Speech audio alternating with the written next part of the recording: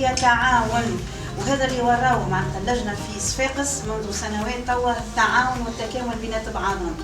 وجد المشروع أم لم يوجد، تعدينا بالكوفيد، حاولوا ديما يعملوا حاجة مع بعضهم.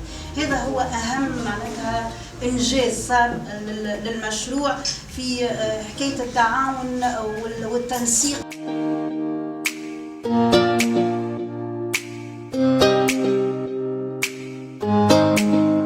هي تجربة نموذجية في الشراكة بين مؤسسة الدولة وجمعية مجتمع مدني. نتمنى الشراكة هذه تتواصل خاصة في إطار برنامج تشغيل الأطفال اللي هو أنا نقول في مركز الدفاع الاجتماعي بحضور زملائي المدخلين، اللي هو الملف اليومي من بين ملفات المركز.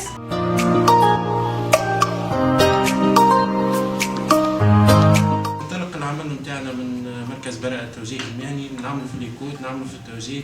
لاحظنا غياب كبير للمعلومة للأسف عن الأولياء. الولي ما يعرفش ولده كي انقطع سنة 7 شنو يعمل، ما يعرفش معناتها تكوين مهني، ما يعرفش معناتها انه يحسب الطفل في حد ذاته ينقطع لانه يحب يخرج يخدم، ما يعرفش انه لازم سنة 9 ومينيموم. هذه الاشكاليات راهم اللي قاعدين نعترضوا فيها كل يوم.